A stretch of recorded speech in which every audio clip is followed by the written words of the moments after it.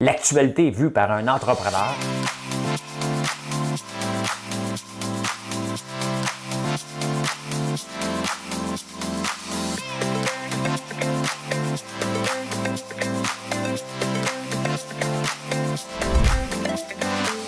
Ça bulle, parce que des fois j'ai des bulles, mais ça bulle.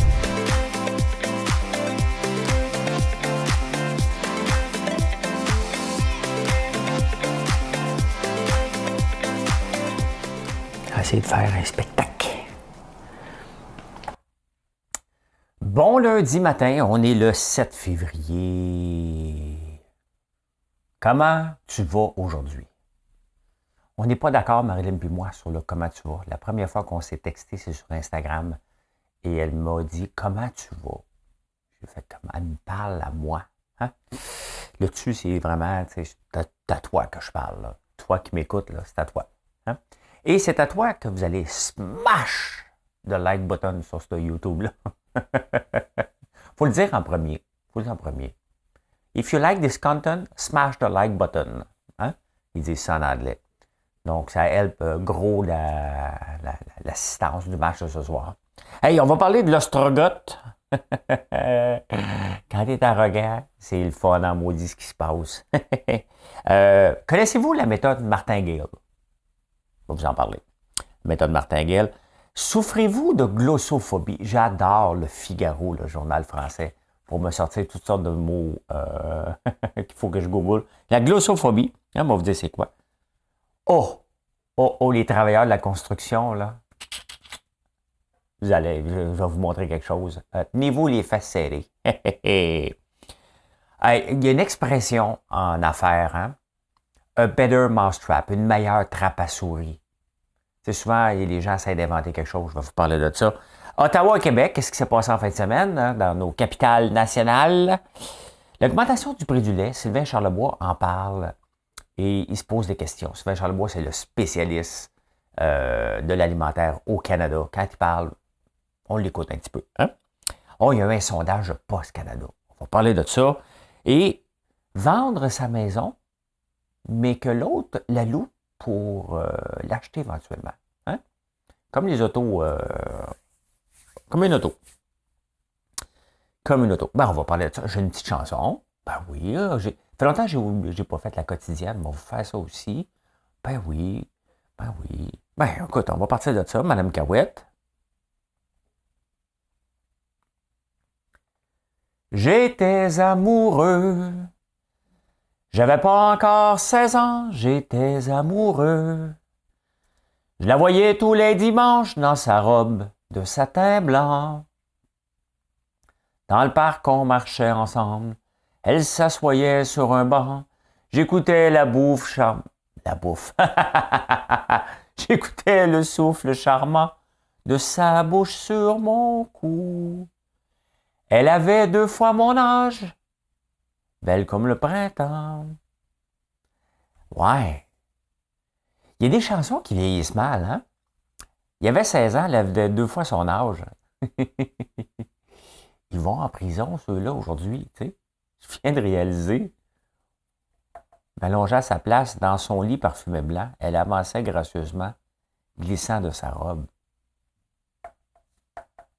Ben voyons donc, ça n'a pas de bon sens, cette chanson-là. Ça a mal vieilli, hein? Il tripait probablement sur sa professeure, puis sa professeure, elle a enlevé sa robe. Ça n'a pas de sens. Il y en a-tu qui le savaient, les paroles? Ben voyons donc, ouais. J'étais son homme, son jeune, son chum, comme un papillon qui naît. Vole, vole, mon amour. J'avais pas encore 16 ans, j'étais amoureux.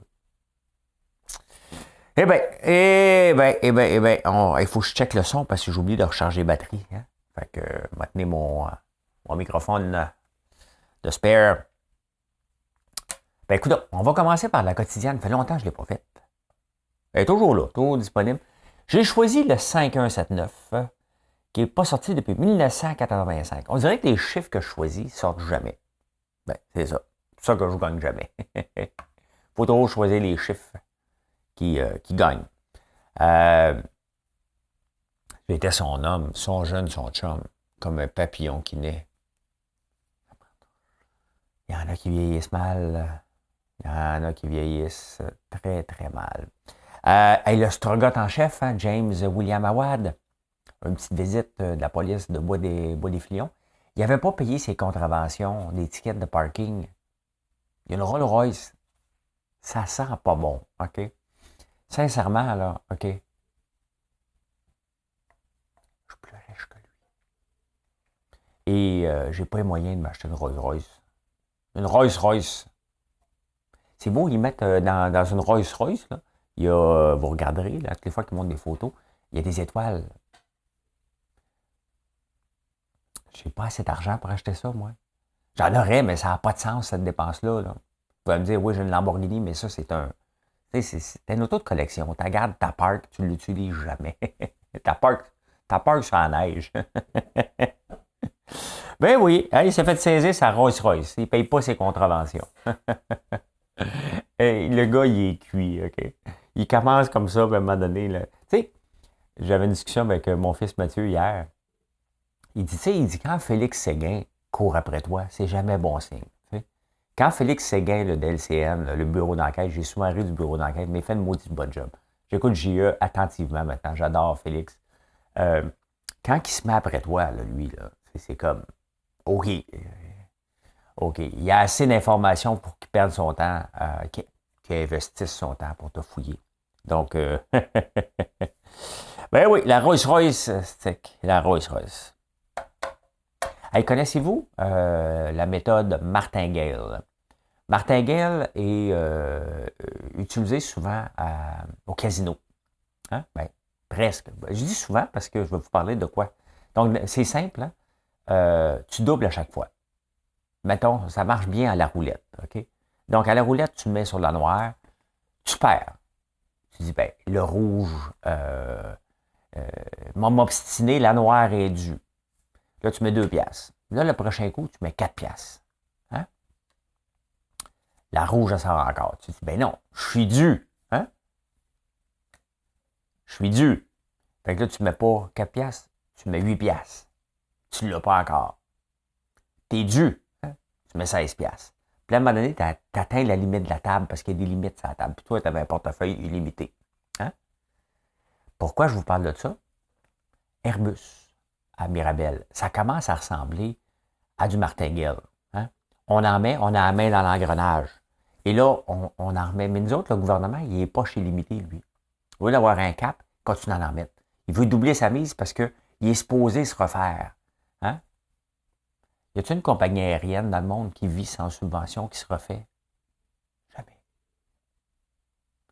L'argent qu'on met là-dedans, on est rendu à, je ne sais plus. Avec Bombardier, là, on doit frôler, j'envoie des chiffres des airs parce que on doit frôler 10 milliards qui étaient donnés à cette compagnie-là, au total, là, en subvention, en recherche et développement. Parce qu'il ne faut pas oublier que Airbus, au Québec, a aussi des crédits d'impôt pour la recherche et développement. On s'entend dans l'aviation, non. Donc, c'est pas seulement l'argent qu'on donne direct, c'est l'argent qu'on donne indirect en plus.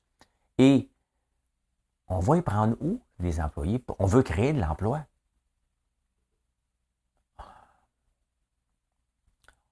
On va les chier où, les employés? Il n'y en a pas. Il n'y en a pas. Donc là, c'est ça, hein?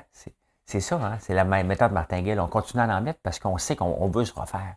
C'est exactement ce que le gouvernement est en train de faire en ce moment. Il essaie de se refaire constamment avec Airbus. Là, ça va payer, ça ne payera jamais. Et il ne faut pas oublier, là, je serais bien curieux de voir les crédits d'impôt de recherche et développement que Airbus va chercher. C'est souvent jusqu'à 60% des salaires. Donc, on investit dedans, on en redonne une autre place. C'est un fiasco total. Puis, il ne faut pas être contre la création d'emplois, là. OK? Il y a quelque chose de le fun qu'il y ait des emplois de créer dans des terres agricoles. Parce que c'est ça, Mirabel. Il ne faut jamais oublier. Je vous le dis, si vous avez un peu de temps à investir, là, allez fouiller l'Office national du film, l'ONF, Office national du film. Fouillez pour Mirabel. Il y a des documentaires, des bijoux, d'une tristesse inouïe par contre. Mais c'est ça. C'est ça un peu ce qui se passe. Puis c'est pas contre les employés, loin de là, loin. Mais quand même, hein? Quand même. La martingale, tu doubles à chaque fois ta mise. Hein? Hey, connaissez-vous le terme glossophobie? Moi, j'avais ça quand j'étais jeune. Je souffrais de glossophobie. Gloutre. Gloutre qui vient de la dingue, hein? Glou, glou, glou, glou, glou, glou. Glou, glou, glou, glou, glou. Ben, chatouille la langue. Essayez-le, vous allez voir, ça chatouille la langue. Glou, glou, glou, glou, glou. Qu'est-ce qui se passe là? OK. Ouais, ben je gloute. Donc, glossophobie qui vient de la phobie de parler en public. Le Figaro, là, il est fantastique. Il invente des mots où il en ressort, où c'est fantastique ce journal-là, mais j'aime beaucoup le lire.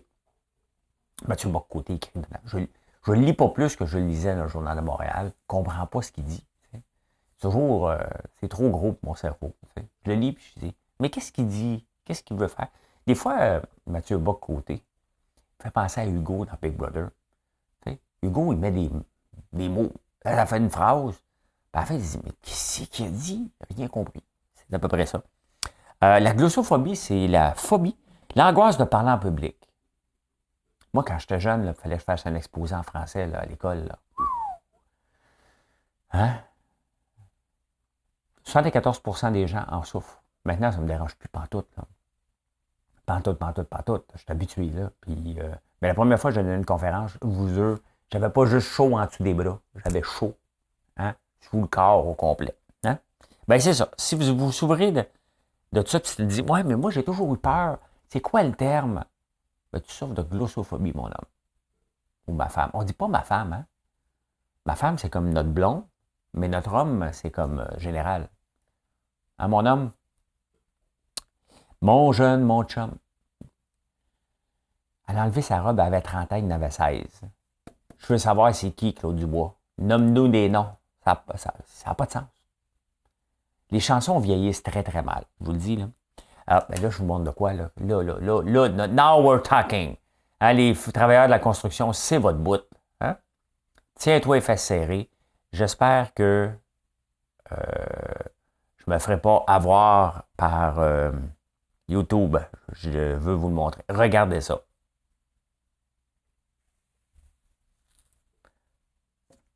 Hein? Un robot qui installe du J-Proc.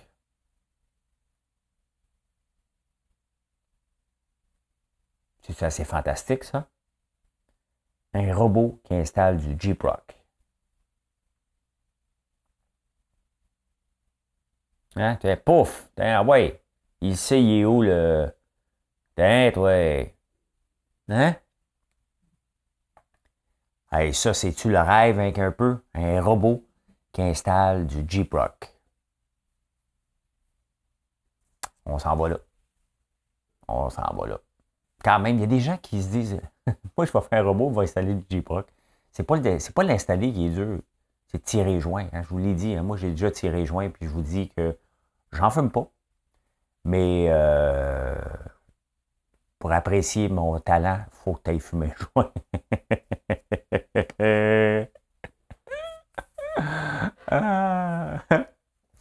Faut que tu ailles apprécier. Même mon gars, hier, il m'écoutait à l'heure du souper. Hein, puis j'ai beaucoup de bulles au cerveau et je suis un homme heureux. Puis il me dit, papa, il y a une chance que tu ne fumes pas des joints, toi, parce que c'était vraiment pas normal. Tu serais spécial sous l'influence de. Hein? Ben oui. Hey, tiens, en affaire, vous écoutez des fois Shark Tank ou Les Dragons, hein? Puis des fois, les gens arrivent avec des projets là, complètement farfelus. Puis là, tu dis, ouais, mais tu as juste inventé une meilleure trappe à souris. Hein? A better mousetrap. Dans le fond, c'est que, qu'est-ce que tu veux d'une trappe à souris? C'est qu'elle attrape la souris. Que tu n'inventes une meilleure, si la première version attrape la souris, c'est pas parce que tu n'inventes une meilleure que ça va être meilleur. Il ne faut jamais oublier, lorsqu'on se lance en affaires, inventer quelque chose, il faut que ça soit vraiment meilleur ou différent pour que ça vaille la peine. Sinon, regarde la version originale qui coûte presque rien. Bon, je vis en campagne et où sont mes poules à un moment donné, j'avais du grain là-dedans et j'ai eu une invasion de souris. J'avais fait une trappe, j'avais mis une caméra, puis j'ai fait ça tomber dans l'eau, une canette de liqueur avec un fil, avec du beurre d'arachide, puis là, il avance, puis il tombe tout dans l'eau, c'est un peu niaiseuse. Mais là, la compagnie Victor qui est reconnue quand même pour ses mousetraps, eux autres ont dit, on va t'en faire une meilleure trappe à souris. Et vous savez quoi? Je vais m'en commander une. Je check juste mon micro, tout est beau. Je vais m'en commander une trappe à souris. Je suis tombé là-dedans parce que dans le National Post, il dit ouais, mais ça sert à quoi la crypto? Hein? Et parce que, tu sais, moi aussi, je me dis, ça sert à quoi? Hein? Si on n'a pas d'utilité dans le vrai monde, ben ça ne sert à rien. Ben, il y a des utilités de plus en plus. Puis c'est là-dedans que je m'en vais de plus en plus au lieu de courir le token qui va me rendre milliardaire. Hein? Et non, je ne suis pas dans les NFT. Et ça, je vais en parler à 9h20 sur les NFT. Il y a des nouvelles intéressantes, mais c'est pas ici que je vais en parler. Il y a un réseau qui est en train de se bâtir, puis j'ai commandé ce qu'on appelle un hotspot. Dans le fond, c'est le réseau Helium qui se veut le People's Network. Dans le fond, c'est comme si ton téléphone se connectait ici pour faire un appel. Donc, c'est de plus en plus déployé dans les grandes villes. Mais là, Victor a fait une souris qui se connecte à ce réseau-là. Une trappe à souris. Elle ne marchera pas en campagne, là, mais tu peux te connecter sur le Wi-Fi. Donc, lorsque tu as une souris qui est attrapée, tu as une alerte sur ton téléphone. Là, we're talking with a better mousetrap. Hein? Fait que je vais m'en commander une aujourd'hui. Ben oui. Parce que faut que j'aille des trappes à souris dans l'usine. Là. Ça fait partie n'importe quelle place. On en a, là. On en a des trappes. Et ça arrive qu'on en attrape. C'est normal. On est en campagne. Mais là, je vais en commander une qui est sur le Wi-Fi. Là, on n'y est plus. Hein? Fait que, en plus de ça, elle est connectée avec la crypto. Hein? Ça sert à quelque chose quand même. Le réseau Helium sert à quelque chose. Et c'est ça que la crypto doit servir. Pas juste faire de la spéculation tout le temps. Ben c'est ça, ça existe. Ça existe une meilleure trappe à souris. J'étais amoureux.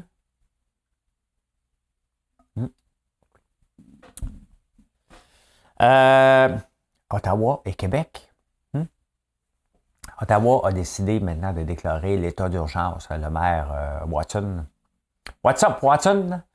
Et là, il donne des tickets à ceux qui ravitaillent. Là, à un moment donné, pourquoi la police les enlève pas? T'sais, si tu donnes des tickets à ceux qui ramènent du gaz, de la bouffe aux gens qui sont là, parqués là, pourquoi tu ne vas pas les enlever? C'est sûr que la police arrive avec des towings, la guerre éclate. Là. Mais si tu déclares l'état d'urgence, puis tu empêches les gens de ravitailler, ils vont se révolter d'une façon ou d'une autre. Mais en tout cas, c'est ce qui se passe, on va suivre ça. Mais et à Québec, c'était quand même assez tranquille. Éric Duhem a dit bravo Rambo. Rambo a dit bon, allez-vous-en tous chez vous, là. C'est fini le party à Québec. D'après moi, je cherchais juste une idée, une raison pour aller à Québec, Rambo. Là. Il est parti de Sept-Îles, puis il avait le goût de faire le party un week-end, puis il a dit venez donc avec moi. C'est un gars qui n'aime pas être solitaire. Lui, fait qu'il a amené sa gang. Éric Duhem l'a félicité. Il ne faut pas oublier que Rambo avait dit on va aller jusqu'à la guerre civile là, avant le week-end. Donc, avant de féliciter un gars qui veut déclarer la guerre, déclarer la guerre, c'est quand même grave. Là, donc, avant de déclarer Rambo un pacifiste, là, on va se calmer. Quand même, c'est fait dans le... C'est ça une manifestation. Si ça se fait dans les règles de l'art, tu ne déranges pas trop les citoyens. C'est sûr, ça dérange tout le temps, c'est comme une grève. Mais ça s'est bien fait, donc bravo. Mais avant de lui lancer des fleurs à Rambo, on se calme, là, tu sais. On se calme. Il avait dit, regarde, on va aller jusqu'à la guerre civile. Hein?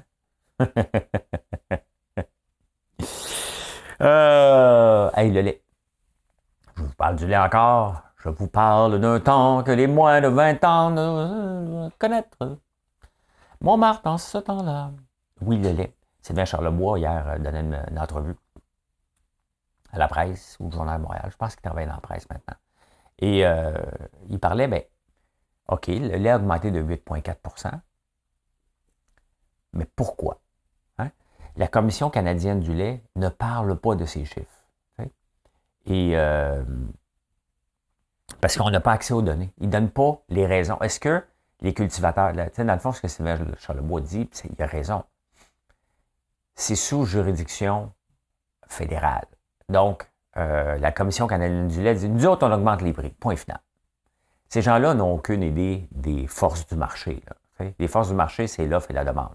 Si un prix, quelque chose coûte trop cher, on va chercher une alternative. Un exemple.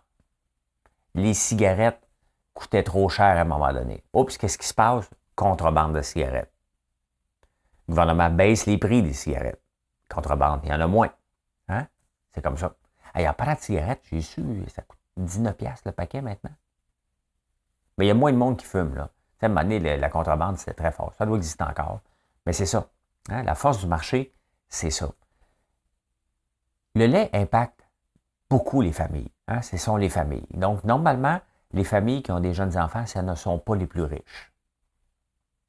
Là, ils se tapent une augmentation approuvée par le gouvernement de 8,4 %. Fait que Sylvain Charlebois dit, et avec raison, OK, mais quelle est la justification? Montrez-nous des chiffres. La transparence, c'est gouvernemental. Bien, ce n'est pas gouvernemental direct, c'est une branche du gouvernement, mais puisque le gouvernement autorise, ne faut jamais oublier que quand une gestion de l'offre est organisée par le gouvernement, on appelle ça justement gestion de l'offre. Quand ce n'est pas organisé, on appelle ça un cartel, hein, qui fixe les prix. Donc, un cartel, c'est de la gestion de l'offre. Hein, c'est scientifique. OK, parfait. Les producteurs, c'est sûr que le coût du lait a augmenté. Mais encore là, on n'a pas les chiffres. Le coût à la ferme, hein, pour tous les intrants augmentés. C'est normal, il y a de l'inflation là-dessus. OK, parfait. Mais il faut se poser des questions sur la productivité et la rentabilité de nos fermes. Est-ce qu'on a regardé cet aspect-là avant de monter les prix? Est-ce que nos fermes sont vraiment efficaces? Est-ce que notre système de distribution du lait est vraiment efficace? Est-ce que, oui, ça nous permet d'avoir des fermes laitières en Abitibi, un peu partout, puis le lait va être ramassé. Il y a des très, très bons côtés, là. Mais il faut regarder. Il faut regarder dans l'ensemble. Et ce que Sylvain dit, dans le fond, c'est que cette industrie-là n'est pas performante, tout simplement. C'est sûr que lorsqu'il n'y a pas de transparence, hein, on ne peut pas le savoir. Un autre exemple, quand les députés de l'opposition disent qu'il faut aller en chambre, il faut aller débattre en chambre parce que le gouvernement n'a pas assez de transparence, mais c'est ça. Pour ça qu'ils veulent aller débattre en chambre, ils peuvent se dire des vacheries sous l'amnistie. Hein? Ils peuvent, tu ne peux pas être poursuivi par ce que tu dis en cours. Hein? En dehors, oui, mais pas en cours. À suivre. Tu sais, ça serait dommage que l'industrie du lait se tire dans le pied. Mais c'est ce qui est en train d'arriver, là. Hein? C'est les familles qui payent le prix de l'augmentation du prix du lait. Et croyez-moi, une famille, mettons, de 3-4 enfants qui arrive avec une augmentation de 8 % du prix du lait, il peut regarder à côté et dire, sais-tu quoi, m'a essayé ça, ce lait-là? Tiens, Nut Milk. M'a essayé telle autre affaire. Hein?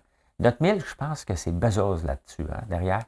Et c'est pour ça qu'on le voit et qu'ils en donnent partout, ils ont de l'argent. Puis ils veulent rentrer dans le marché. Nut Milk, je pense que c'est Jeff Bezos. Il est pas. Ouais, c'est ça.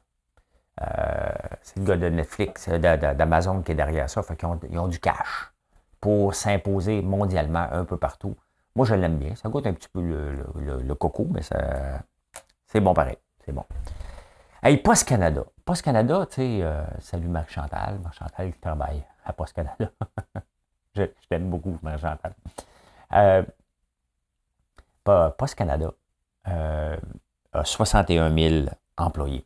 Et là, ils ont fait un sondage. Le sondage, c'est est-ce que vous accepteriez qu'on ferme les bureaux de poste en campagne? Hein? Première question.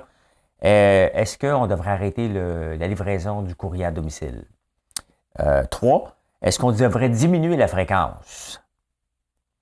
4. Est-ce qu'on devrait augmenter le prix du timbre? 4 questions qu'ils ont appelé des Canadiens et des Canadiennes. Hein? Et il y a un taux d'erreur de 2 % 19 fois sur 20. Ils disent tout le temps ça, là. Pourquoi 19 fois sur 20? Elle ne sait pas. Mais les 4 questions. Et là, le syndicat n'a pas été... Hein? Le syndicat, ils n'en ont pas parlé au syndicat avant de faire un sondage. Le syndicat n'est pas content. Hein? Vous ne nous avez pas consulté! Ben oui, mais c'est parce que ce n'est pas toi qui gères l'entreprise. Tu sais, le syndicat, il ne faut pas oublier, là. Hein? Vous n'êtes pas des gestionnaires d'entreprise. Vous êtes là pour protéger. Vous n'arrêtez pas de dire, on est là pour protéger contre le maudit patronat. Ben, c'est ça. Hein? Fait que le maudit patronat, ce sont nos taxes qui s'en vont dans Post Canada. Hein? Là, ben, oui, le syndicat, il dit attention, attention, hein? C'est pas, c'est auto-financé. Ben oui, vous perdez de l'argent, techniquement, vous n'avez pas le droit. Et là, vous augmentez le prix des timbres. Ça continue. C'est quand même spécial qu'à l'ère du commerce électronique, que le courrier augmente, on ne vous utilise pas. Moi, je ne peux pas utiliser Post Canada. Là. Quand j'utilise Post Canada, c'est parce que j'envoie un colis au Nunavut, c'est la seule option que j'ai. Là. Ben, on en envoie jusque-là. Et ça coûte la peau des fesses. Là, une entreprise qui fait du commerce électronique comme moi, qui utilise Post Canada, oubliez ça, je ne pourrais jamais vous faire gratuit là, en haut de 60$. Là. Post Canada, un colis normal, là, ça coûte à peu près 15$ à préparer. Une commande, mettons, avec une dizaine d'items, là, un employé qui prend le temps de regarder le bordereau dépôt, qui l'imprime, qui prépare la commande, met ça dans une boîte, du wrapping, et qui vous la fait, plus le shipping, on parle à peu près entre 15 et 16$ que ça coûte aux entreprises. Post Canada, juste le shipping, n'importe où, part à 17$.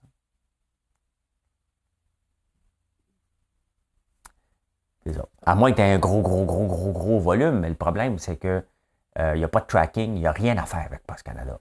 Hein? Fait qu'on utilise d'autres personnes. On utilise GLS, on utilise ProLater, qui est une filiale de Post Canada. Donc, Post Canada qui n'est pas rentable. Post Canada qui est mal géré. C'est pas contre les employés, encore là c'est une mauvaise gestion du tout. Et on le voit, hein? Le syndicat veut gérer. Un syndicat n'est pas là pour la rentabilité. Là. Non, regarde pas, OK, il faudrait être rentable. Là. Les autres veulent avoir le plus de membres. C'est ça leur but d'un syndicat, c'est d'avoir le plus de membres possible. Donc, c'est certain que si Post Canada, si le syndicat pique une crise parce qu'il n'a pas été consulté pour un sondage, il n'y a pas... sincèrement, là, hein? Oublions que c'est une entreprise, une Crown Corporation, une société d'État, là, OK? Pensez-vous, moi, je dois demander, si je veux faire un sondage, là, mettons que là, je vous ai parlé de la bouffe pour chien. Hein? Mettons. Bon. Est-ce que je suis obligé d'aller voir les employés? Êtes-vous d'accord que j'aille demander aux gens s'ils aimeraient ça avoir de la bouffe pour chien parce que je suis en train de faire une étude de marché? Ouais, on va y penser. Mais non. On a nommé quelqu'un à Post Canada. Je ne me souviens pas de son nom, c'est pas grave. Puis elle arrive et dit, bon, parfait, moi, il faut que je gère ça ici. Bon, OK? Elle est payée pour gérer. Elle va peut-être s'asseoir avec le syndicat pour dire, bon, tu m'aides dessus, là, parce que là, regarde, il faut que je coupe mes coûts. Hein? Le syndicat capote. Mais tu sais, la vraie affaire, est-ce qu'on a besoin du courrier tous les jours? La réponse est non. Mais qu'est-ce qu'on fait avec les employés? Ils vont travailler à temps partiel ou on va les payer à la maison pour rien faire? T'sais? Bureau de poste en campagne, il faut les garder. Mais est-ce qu'ils peuvent faire plus que juste un bureau de poste? Moi, j'en ai un à Notre-Dame-la-Paix. C'est cool. Hein? Mais est-ce qu'ils peuvent faire plus? Le problème de Post Canada, hein, encore là, mettons que moi, là, j'ai 1 ou 2 colis. J'en envoie quelques fois par jour. Là, je suis obligé avec Post Canada. Hein? Bien, la factrice là, qui passe chez moi me déposer, là, elle ne peut pas ramasser mon colis. Ça, c'est sûr que c'est le syndicat. Non, pas formé pour ramasser un colis. Hein? Fait que pour Post Canada, quand j'en envoie, OK, elle passe devant chez nous, là. Hein? Elle me donne des colis des fois. Elle est formée pour me donner des colis, là. Elle m'en donne un. Regarde, j'ai un paquet aujourd'hui. Oh, un cadeau. Qu'est-ce que j'ai commandé? Hein? Donc, elle vient porter ça. Puis je dis, hey, j'ai une boîte, je peux te la donner? Non, je ne peux pas la prendre. Ben, mais tu viens de m'en donner une. Ouais, mais je ne peux pas la prendre. C'est pas de sa faute, là. Hein? C'est sûr que c'est le syndicat qui dit, tu n'as pas le droit de prendre ça. Ben, tu sais, juste ça, c'est malade, là. Ben, c'est pas malade. Post Canada est malade comme entreprise de ne pas prendre ça. Et là, faut que je fasse des gaz à effet de serre. Faut pas que je fasse des gaz. Je suis obligé de mettre des gaz à effet de serre pour aller prendre mon camion, pour aller le porter au bureau de poste. Le bureau de poste est ouvert jusqu'à 2h. Donc, il faut rendre les bureaux de poste multidisciplinaires. Je ne sais pas, moi, commencer à vendre la loterie. Offrir d'autres services, tabarnouche. Hein? Et que la factrice puisse prendre au moins les colis. Il passe. Ah, il enlève la neige. J'ai payé mes taxes. J'ai payé. C'est cher, les taxes. En tout cas, tu sais, je pense qu'honnêtement, on est dû pour une bonne réforme de Post Canada. Mais, tu sais, puis, pourquoi ne pas travailler? Tu as déjà Purolator. Pourquoi tu ne travailles pas ensemble? Il faut revoir l'ensemble de Post Canada. Tu sais, est-ce qu'on a besoin vraiment des lettres à tous les jours? La réponse est non. OK? La réponse est un gros non. C'est un beau service, mais on peut attendre quelques jours. Tu sais, au pire, quand le créditeur va t'appeler, il est où mon argent? Check is in the mail. On va avoir de l'excuse. On va dire, ouais, mais tu sais, maintenant, ça passe juste dans ton quartier le mercredi puis le vendredi. Check is in the mail. Hein? Hey, t'as pas d'argent, tu veux t'acheter une maison. Qu'est-ce qui te reste comme option? Hein? Tu vas voir ta mère, ton père, t'emprunter aux amis. Ou tu loues pour acheter. Hey, ça s'en vient. Puis Trudeau avait promis ça. J'ai complètement raté celle-là. Je l'avais pas vue. Ouais, mais je ne sais pas comment ça va fonctionner. C'est que dans le fond, tu peux louer ta maison, puis avoir comme un crédit bail, puis après ça, tu peux l'acheter, mettons, après 3 ans. Mais mettons, moi, je voudrais vendre ma maison ici, et toi, le jeune qui commence dans la vie, voudrais l'acheter. Tu es peut-être un futur ostrogoth, puis tu dis, hey, je vais m'acheter une grosse maison. Une grosse maison à Outremont. T'sais. Et là, je te dis, ben, tiens, voilà, c'est quand même quelques millions de dollars. Aurais-tu de l'argent? T'sais. Il me dit non. OK, parfait, je vais t'allouer. Je viens de voir le film Tinder Swindler. Là, OK? Fait que dans le fond, ce que tu as besoin, c'est de rentrer sur Tinder. Et là, tu dis à une fille que tu as des problèmes financiers. Là, tu vas pouvoir payer mon loyer. Elle va te le payer. Tu ne remettras pas. Hein? Mais non, mais c'est ça, tu peux louer ta maison pour. Mais je ne sais pas, est-ce que c'est moi qui ferais ça? Est-ce qu'il y a des contrats? Est-ce que je suis protégé? Quelles sont les options? Je ne sais pas, mais en tout cas, ça s'en vient. Louer pour acheter.